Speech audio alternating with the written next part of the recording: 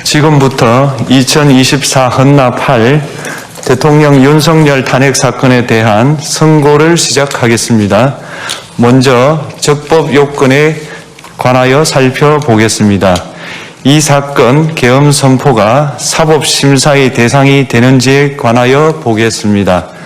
고위공직자의 헌법 및 법률 위반으로부터 헌법 질서를 수호하고자 하는 탄핵 심판의 취지를 고려하면 이 사건 계엄 선포가 고도의 정치적 결단을 요하는 행위라 하더라도 그 헌법 및 법률 위반 여부를 심사할 수 있습니다.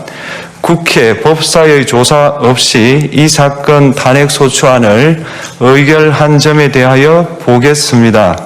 헌법은 국회의 소추 절차를 입법에 맡기고 있고 국회법은 법사위 조사 여부를 국회의 재량으로 규정하고 있습니다. 따라서 법사위의 조사가 없었다고 하여 탄핵 소추 의결이 부적법하다고 볼 수 없습니다. 이 사건 탄핵 소추안의 의결이 일사부재의 원칙에 위반되는지 여부에 대해서 보겠습니다. 국회법은 부결된 안건을 같은 회기 중에 다시 발의할 수 없도록 규정하고 있습니다.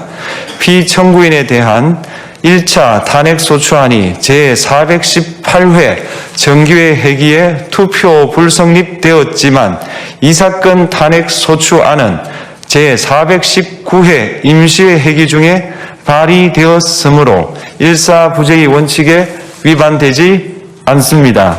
한편 이에 대해서는 다른 회기에도 탄핵 소추안의 발의 횟수를 제한하는 입법이 필요하다는 재판관 정형식의 보충 의견이 있습니다.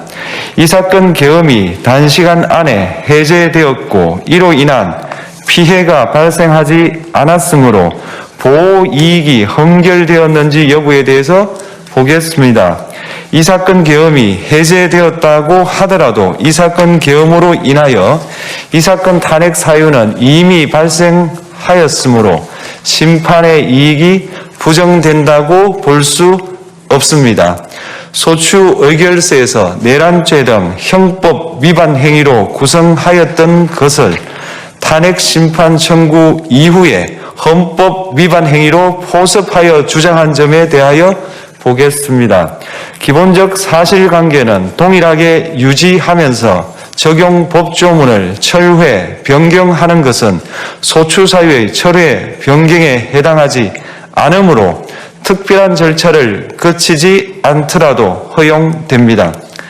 피청구인은 소추 사유에 뇌란죄 관련 부분이 없었다면 의결 정족수를 충족하지 못하였을 것이라고 주장하지만 이는 가정적 주장에 불과하며 객관적으로 뒷받침할 만한 근거도 없습니다. 대통령의 지위를 탈취하기 위하여 탄핵 소추권을 남용하였다는 주장에 대하여 보겠습니다. 이 사건 탄핵 소추안의 의결 과정이 적법하고 피소추자의 헌법 또는 법률 위반이 일정 수준 이상 소명되었으므로 탄핵 소추권이 남용되었다고 볼 수 없습니다. 그렇다면 이 사건 탄핵 심판 청구는 적법합니다. 한편 증거법칙과 관련하여 탄핵 심판 절차에서 형사소송법상 전문법칙을 완화하여 적용할 수 있다는 재판관 이미선, 김형두의 보충 의견과 탄핵 심판 절차에서 앞으로는 전문법칙을 보다 엄격하게 적용할 필요가 있다는 재판관 김복형, 조한창의 보충 의견이 있습니다. 다음으로 피청구인이 직무집행에 있어 헌법이나 법률을 위반하였는지 피청구인의 법 위반 행위가 피청구인을 파면할 만큼 중대한 것인지에 관하여 살펴보겠습니다. 우선 소추 사유별로 살펴보겠습니다. 1. 이 사건 계엄 선포에 관하여 보겠습니다. 헌법 및 계엄법에 따르면 비상계엄 선포의 실체적 요건 중 하나는 전시, 사변 또는 이에 준하는 국가 비상사태로 저가 교전 상태에 있거나 사회 질서가 극도로 교란되어 행정 및 사법 기능의 수행이 현저히 곤란한 상황이 현실적으로 발생하여야 한다는 것입니다. 피청구인은 야당이 다수 의석을 차지한 국회의 이례적인 탄핵소추 추진, 일방적인 입법권 행사 및 예산 삭감 시도 등의 전횡으로 인하여 위와 같은 중대한 위기사항이 발생하였다고 주장합니다. 피청구인의 취임 후 이 사건 계엄 선포 전까지 국회는 행안부 장관, 검사, 방통위위원장, 감사원장 등에 대하여 총 22건의 탄핵소추안을 발의하였습니다.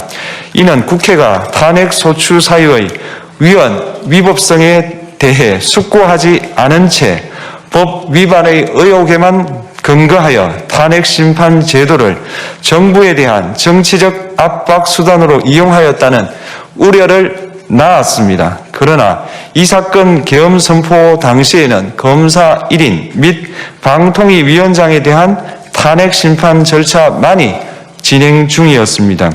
피청구인이 야당이 일방적으로 통과시켜 문제가 있다고 주장하는 법률안들은 피청구인이 제의를 요구하거나 공포를 보류하여 그 효력이 발생되지 않은 상태였습니다. 2025년도 예산안은 2024년 예산을 집행하고 있었던 이 사건 계엄 선포 당시 상황에 어떠한 영향을 미칠 수 없고 위 예산안에 대하여 국회 예결특위의 의결이 있었을 뿐 본회의의 의결이 있었던 것도 아닙니다. 따라서 국회의 탄핵소추, 입법, 예산안 심의 등의 권한 행사가 이 사건 계엄 선포 당시 중대한 위기 상황을 현실적으로 발생시켰다고 볼 수 없습니다.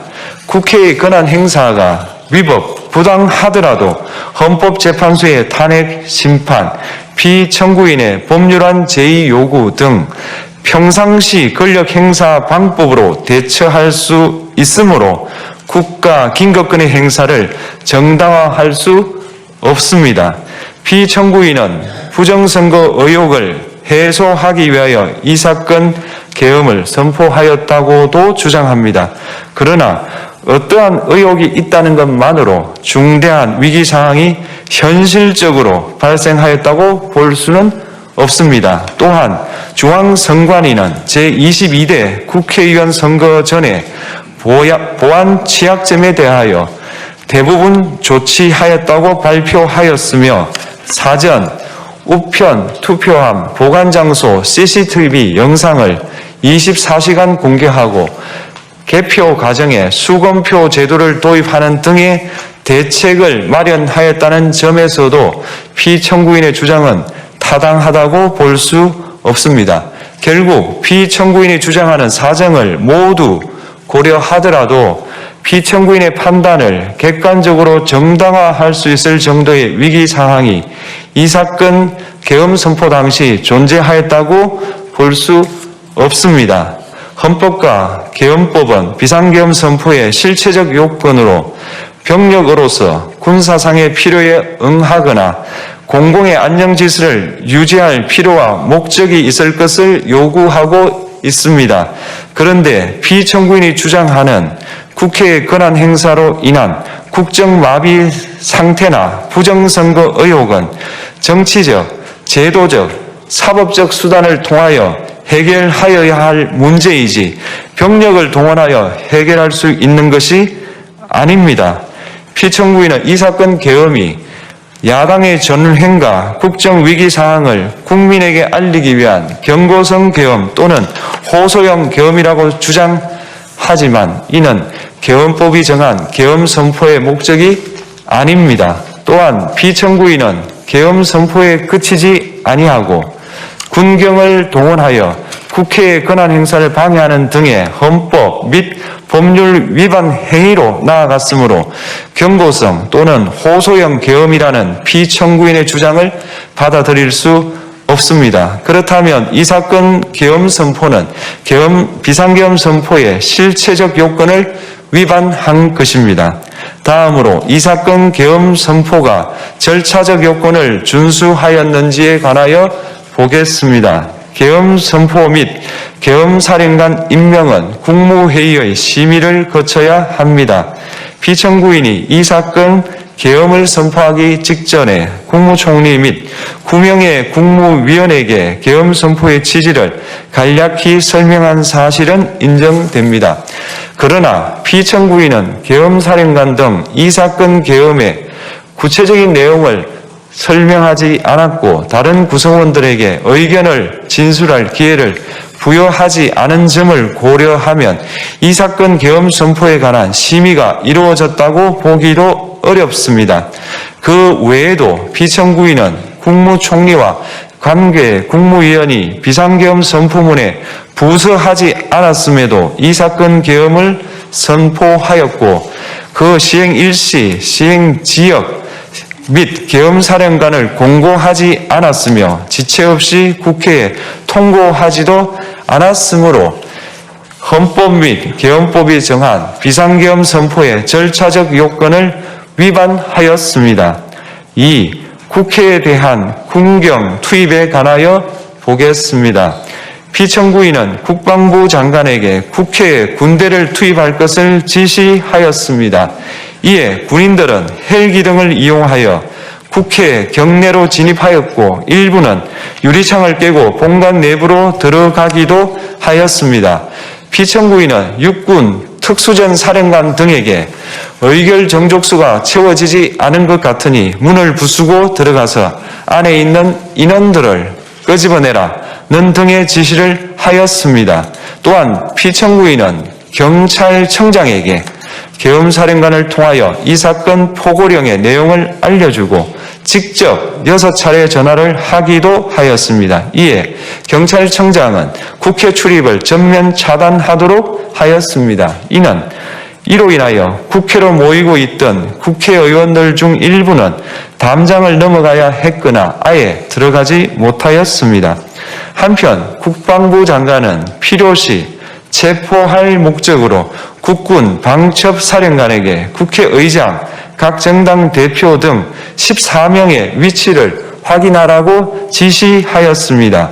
피청구인은 국가정보원 1차장에게 전화하여 국군 방첩사령부를 지원하라고 하였고 국군 방첩사령관은 국가정보원 1차장에게 위 사람들에 대한 위치 확인을 요청하였습니다. 이와 같이 피청구인은 군경을 투입하여 국회의원의 국회 출입을 통제하는 한편 이들을 끌어내라고 지시함으로써 국회의 권한 행사를 방해하였으므로 국회에 계엄 해제 요구권을 부여한 헌법 조항을 위반하였고 국회의원의 심의 표결권, 불체포 특권을 침해하였습니다. 또한 각 정당의 대표 등에 대한 위치 확인 시도에 관여함으로써 정당 활동의 자유를 침해하였습니다.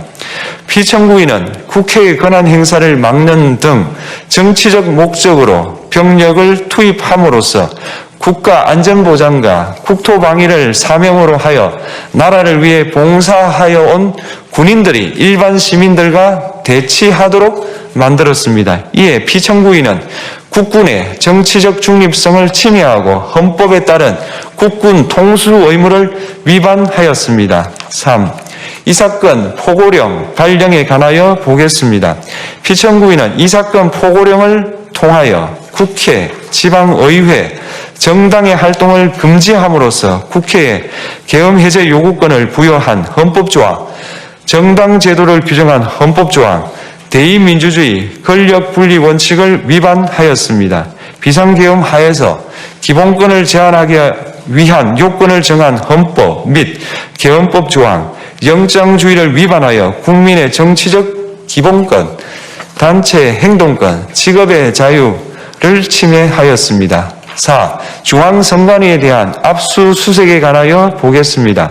피청구인은 국방부 장관에게 병력을 동원하여 선관위의 전산 시스템을 점검하라고 지시하였습니다. 이에 따라 중앙선관위 청사에 투입된 병력은 출입 통제를 하면서 당직자들의 휴대전화를 압수하고 전산 시스템을 촬영하였습니다. 이는 선관위에 대하여 영장 없이 압수수색을 하도록 하여 영장주의를 위반한 것이자 선관위의 독립성을 침해한 것입니다. 5. 법조인에 대한 위치 확인 시도에 관하여 보겠습니다.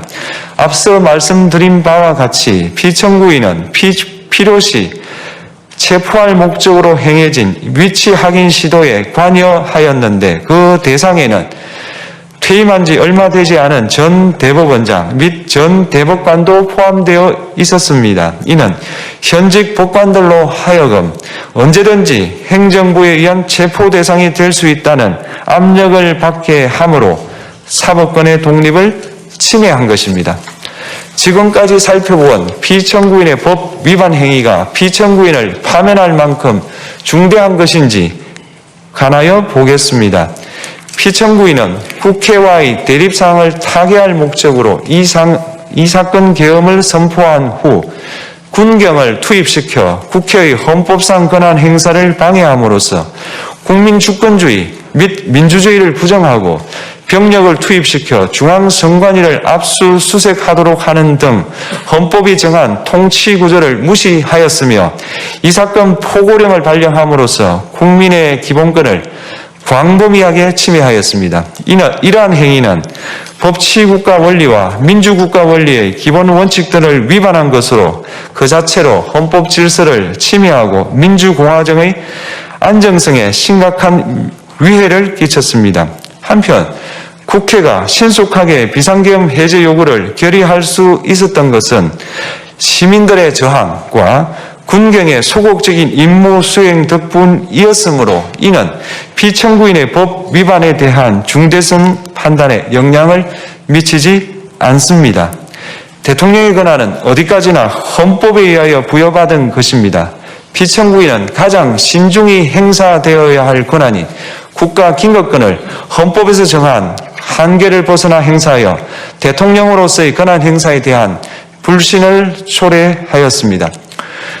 피청구인이 취임한 이래 야당이 주도하고 이례적으로 많은 탄핵 소추로 인하여 여러 고위공직자의 권한 행사가 탄핵 심판 중 정지되었습니다.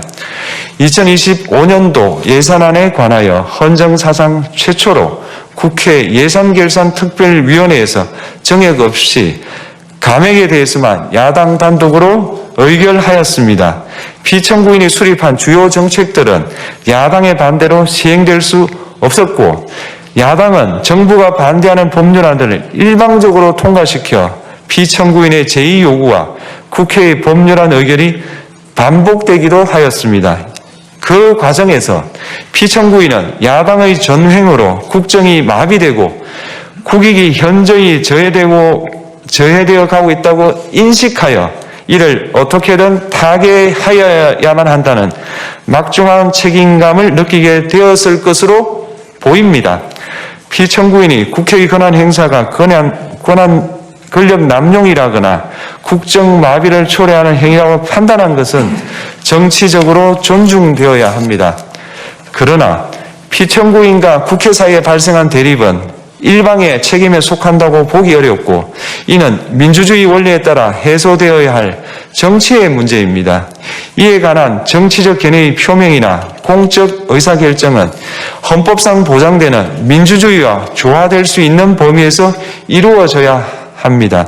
국회는 소수 의견을 존중하고 정부와의 관계에서 관용 그리고 자제를 전제로 대화와 타협을 통하여 결론을 도출하도록 노력하였어야 합니다.